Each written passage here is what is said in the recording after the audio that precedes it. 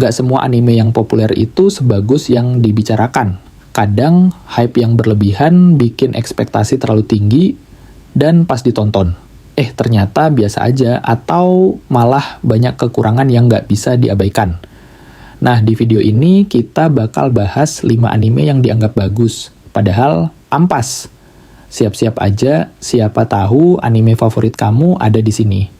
Jangan baper, karena ini cuman opini. Let's go! Nomor 5, One Piece. One Piece adalah salah satu anime paling legendaris yang pernah ada. Dengan lebih dari 1000 episode, dunia yang luas, dan karakter-karakter ikonik, nggak heran kalau anime ini punya fanbase yang luar biasa besar. Tapi, di balik semua pujian itu, ada banyak hal yang bikin orang nggak bisa menikmati One Piece sepenuhnya. Salah satu masalah terbesarnya adalah pacing yang super lambat. Banyak momen yang harusnya bisa diselesaikan dalam satu episode, tapi malah ditarik-tarik sampai berlipat-lipat. Kadang, satu pertarungan aja bisa berjalan berbulan-bulan. Belum lagi filler yang muncul di tengah-tengah cerita utama, bikin alurnya makin terasa berantakan. Dari segi animasi, kualitasnya juga naik turun. Kadang bisa kelihatan luar biasa dengan visual epic, tapi di episode lain malah terasa asal-asalan. Apalagi di bagian awal, banyak adegan pertarungan yang terasa lambat dan kurang dinamis. Jadi, buat yang sabar dan tahan dengan ritme cerita yang panjang, One Piece mungkin tetap seru. Tapi buat yang lebih suka anime dengan cerita yang padat dan to the point, One Piece bisa terasa sangat melelahkan untuk diikuti. Nomor 4, Chainsaw Man. Chainsaw Man adalah salah satu anime yang datang dengan hype luar biasa besar. Dengan studio MAPPA di balik produksinya, banyak yang berekspektasi kalau anime ini bakal jadi masterpiece baru di dunia shonen. Tapi setelah rilis, ternyata hasilnya nggak sesuai harapan. Salah satu masalah terbesar dari Chainsaw Man adalah gaya penyajiannya yang terlalu sinematik. Alih-alih tampil sebagai anime action shonen yang seru. Banyak momen yang dibuat dengan tone yang lebih serius dan artistik. Buat sebagian orang mungkin ini keren, tapi buat yang berharap pertarungan brutal dan aksi cepat, hasilnya malah terasa datar. Dari segi cerita, perkembangan karakter utamanya Denji juga terasa terlalu simpel. Motivasi dia yang terlalu sederhana bikin karakternya kurang berkembang dibanding MC shonen lainnya. Ditambah lagi, pertarungan-pertarungan yang ada kadang kurang memberikan dampak yang kuat.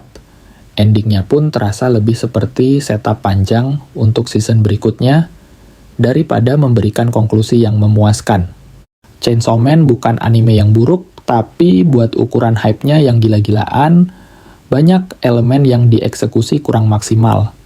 Semoga di season berikutnya semua kekurangan ini bisa diperbaiki. Nomor 3, The Promised Neverland. The Promised Neverland adalah anime yang awalnya punya potensi besar untuk jadi salah satu yang terbaik di genre thriller. Season 1 berhasil menyajikan cerita yang tegang dan penuh misteri. Tapi begitu masuk ke season 2, semuanya hancur berantakan. Kesalahan terbesar anime ini adalah pemotongan cerita yang terlalu ekstrim. Banyak arc penting dari manga yang nggak diadaptasi sama sekali, dan alur ceritanya jadi terasa terburu-buru. Padahal, salah satu daya tarik utama The Promised Neverland ada di strategi dan perjuangan karakter-karakternya. Tapi di season 2, semuanya disederhanakan sampai kehilangan daya tariknya. Passing yang terlalu cepat bikin banyak momen penting kehilangan bobot emosionalnya. Konflik yang harusnya dibangun dengan baik malah diselesaikan dalam hitungan menit. Dan yang paling parah, endingnya cuma disajikan dalam bentuk montase gambar, seolah-olah studio udah nggak peduli sama ceritanya. Hasilnya, banyak fans yang kecewa berat, dan anime yang awalnya punya potensi luar biasa malah berakhir sebagai salah satu kekecewaan terbesar. Nomor 2, Black Clover. Black Clover adalah anime yang sejak awal dirancang sebagai pesaing shonen besar, seperti Naruto dan Fairy Tail. Dengan dunia sihir yang menarik dan pertarungan seru, Anime ini memang punya daya tarik tersendiri.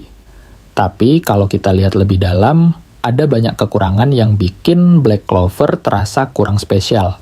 Salah satu masalah utama anime ini adalah ceritanya yang terlalu generik.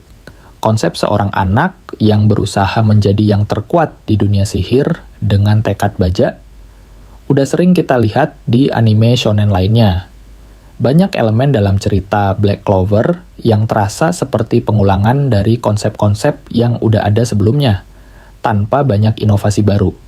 Selain itu, perkembangan karakter di anime ini juga terasa klise. Banyak karakter yang cuma mengikuti pola standar tanpa ada sesuatu yang benar-benar membuat mereka unik.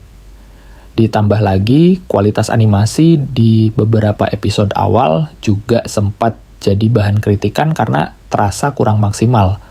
Meskipun Black Clover tetap punya banyak penggemar, tapi kalau dibandingkan dengan shonen besar lainnya, anime ini masih terasa kurang memiliki identitas yang kuat.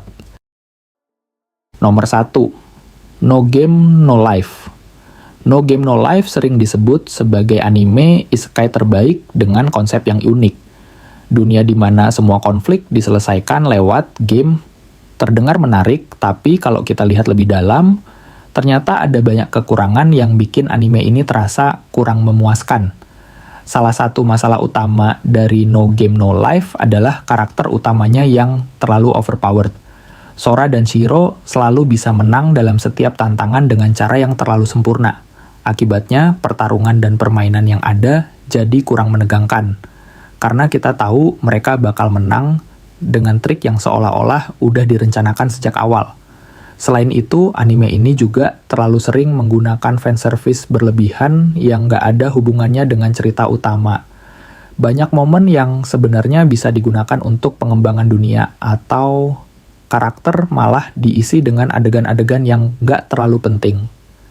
Dan yang paling bikin kecewa, sampai sekarang No Game No Life belum punya season 2. Fans udah menunggu bertahun-tahun tapi nggak ada kabar soal kelanjutannya. Hasilnya, anime ini jadi terasa seperti potensi yang nggak pernah benar-benar dimaksimalkan. Nah, itu dia 5 anime yang dianggap bagus, padahal ampas. Gimana menurut kalian? Ada yang setuju atau justru nggak terima? Kalau anime favorit kamu ada di list ini, jangan marah ya. Semua orang punya selera masing-masing. Coba tulis di komentar anime mana yang menurut kalian paling overrated, atau mungkin ada anime lain yang harus kita bahas di part selanjutnya.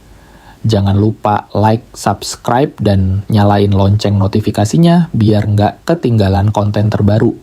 Sampai jumpa di video selanjutnya.